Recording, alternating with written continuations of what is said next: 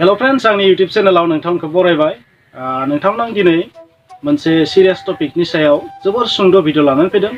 बेवहाय आं नोंथांमोननो बांद्राय जेबो बिसेस एक्सप्लेनबो खालामा, जास्ट आंनि गोसो सिङाव फैनाय मोननैसो बाथ्राखौल'सो आं बुंगोन। थारैनो नोंथांमोना मिथिदों बड'लेण्ड इउनिभार्सिटिनि रेजिस्ट्रारनि प्रब्लेमखौ, नङा होमबा?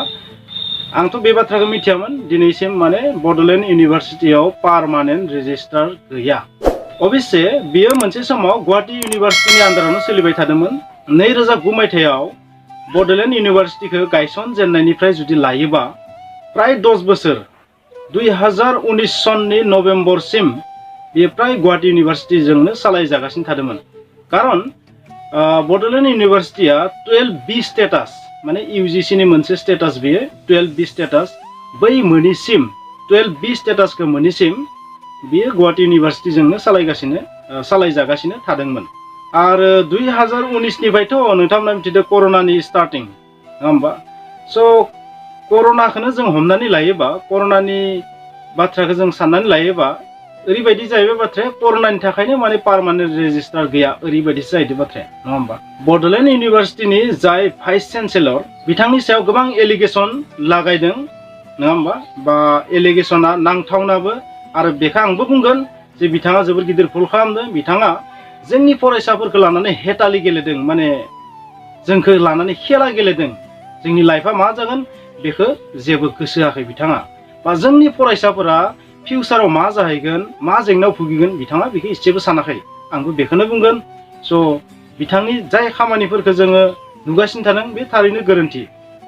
मिथियामोन बे बाथ्राखौ आं थारैनो, नाथाय निउसफोर हमनानै मिथिबाय जे बेवहाय 2019 मायथाइनिफ्रायबाबो हमोबा, माने बै समनिफ्राय जिहेतु 12B स्टेटास मोनदो बड'लेण्ड इउनिभार्सिटिया, बै समनिफ्राय दासिम जुदि रेजिस्ट्रारानो गैयाबा पार्मानेन्ट, अब्ला फरायसाफोरा गोबां प्रब्लेमाव भुगिखागोन।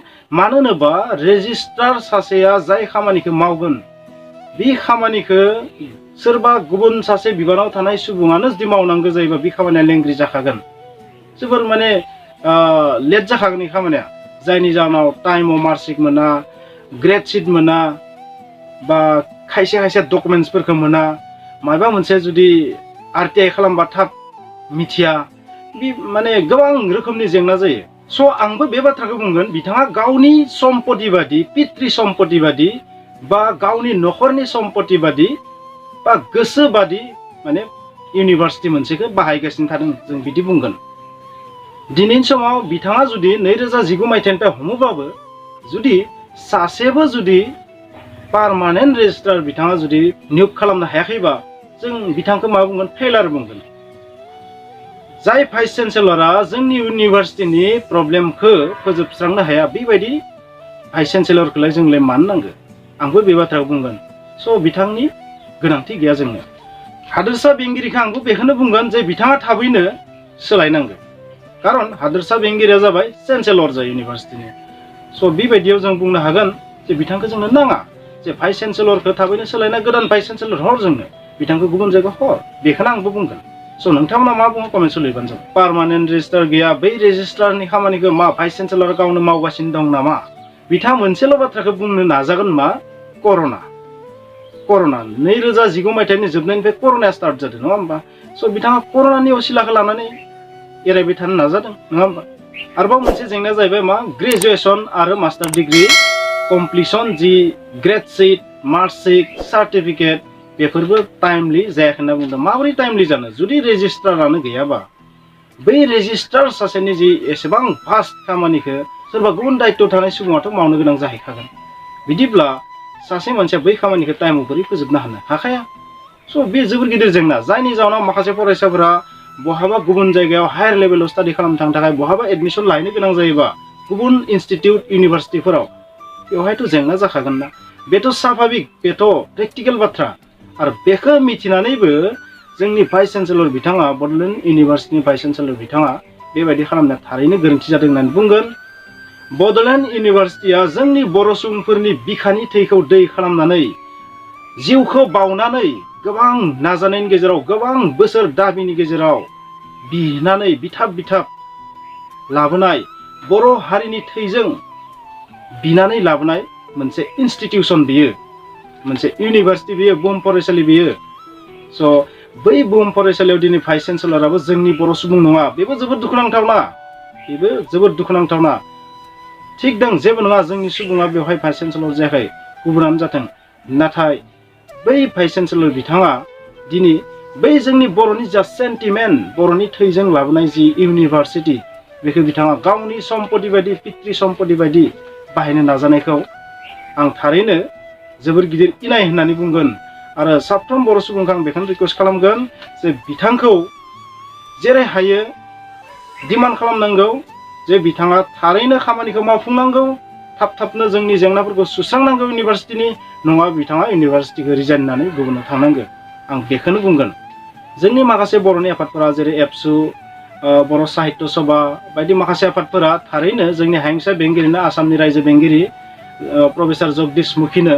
मेम'रेन्डामबो होदों आगोलनिफ्रायनो गोबां रिकुवेस्टबो खालामबाय सावरायबोबायबो नाथाय मोगथाङाव जायाखै आरो लोगोसे बड'लेण्ड इउनिभार्सिटिनि भाइस चेन्सेलर बिथांजोंबो गोबां सावरायबाय नाथाय मोगथां जायाखै बिथाङा मावनो होनो नाथाय खामानिया मोगथाङाव जाफुंनानै फैया स' बे जोबोद दुखुनांथाव स' बेबायदि जोङो नायनानै थानानै जेबो लाब गैया जोंनि फरायसाफोरनि लाइफआ ओरैनोबो गाज्रि बिथिङाव थांखारदों आरो हायार लेभेलावबो जुदि बेबायदि गाज्रि जाबावोबा जों मानो नायनानै थानो बेखौ जोंनि रायजो राजाफोरखौ आं बेखौनो बुंगोन जे जोंनि रायजो राजाफोरा सांग्रां जानानै बे बाथ्राखौ गोख्रोङै माने बिथांनि खोमासिम आसामनि खोमासिम सरकाराव थानाय दैदेनगिरिफोरनि खोमासिम इउजिसिसिम थाबैनो सहैहोनांगौ बेखौनो आं बुंगोन जोंनि आखायाव पावार गैया जे सासे गेदेमा सुबुंखौ बेबायदि बोख्लायनो हानाय बे सरकारनि आखायाव बे रायजो बेंगिरिनि आखायाव स' रायजो बेंगिरिखौ जों बेखौनो बुंगोन जे बिथाङा जोंनि बर'नि सेन्टिमेन्टजों बै लाबोजानाय इउनिभार्सिटिनि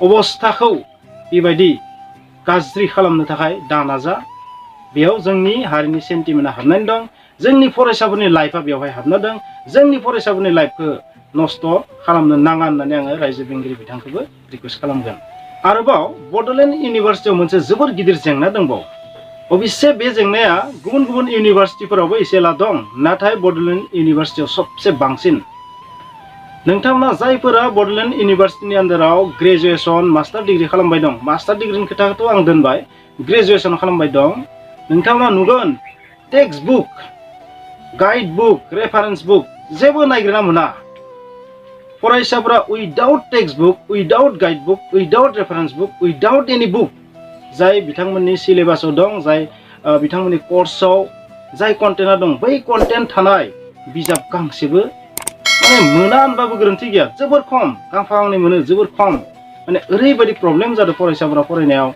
बे जेंनाया मानो जागासिनो दं बेनि दायनिगिरिया सोर बेनि दायनिगिरिया भाइस चेन्सेलरानो जागोन मानो होनबा बबेबा डिपार्टमेन्टआव जुदि टेक्स्ट बुकआनो गैयाबा बबेबा डिपार्टमेन्टआव जुदि बिजाबानो गैयाबा बै फरायसाफोरा बोरै ग्रेजुवेसनखौ कमप्लिट खालामगोन आरो पास जायोबाबो नोंथांमोनाथ' मिथिगौ मा टाइपनि पास जादों पास जायोबाबो बै फरायसानि क्वालिटिया मा जागोन खारन बिथाङा नांगौ बायदि बिजाबखौनो फरायनो मोनाखै बै इउनिभार्सिटिनि जाबायदि माने रिकमेन्डेड बुक बै बुकखौनो बिजाबखौनो लेखाखौनो गांसेबो जुदि फरायनो मोनालासिनो जुदि ग्रेजुवेसन जायोबा मास्टार डिग्रि जुदि कमप्लिट खालामबा बियो फिउचाराव माबायदि सुबुं जाहैगोन बिनि क्वालिटिया मा जाहैगोन मा बिदिब्ला बै इउनिभार्सिटिनिफ्राय ओंखारनाय रिसर्स पार्सनफोरनि क्वालिटिया थारैनो रिसर्सफुल जागोन ना बे जोबोर गिदिर सोंथि स' जायफोर बिथांमोना बे इउनिभार्सिटिनि आन्दाराव ग्रेजुवेसन खालामबाय दं बिथांमोनखौथ' आङो नुनानै दुखु नाङो मानो होनोबा बिथांमोननियाव टेक्स्ट बुकआनो गैया बिजाबानो गैया बिथांमोननियाव गोबाङानो ओरैनो आन्दा सिन्दा फरायगासिनो दं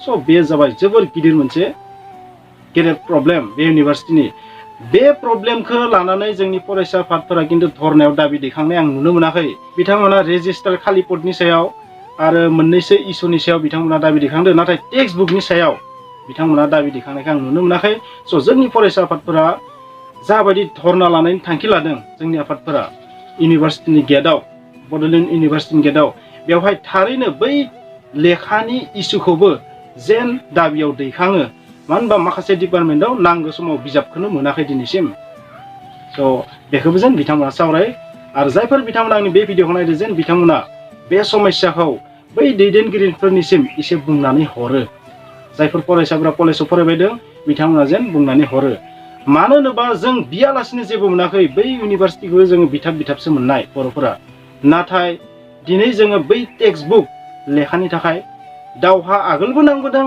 आरो इउनिभार्सिटि जानायनि उनावबो दिनै जों सहायनो गोनां जादों बिजाबनि आंखालखौ।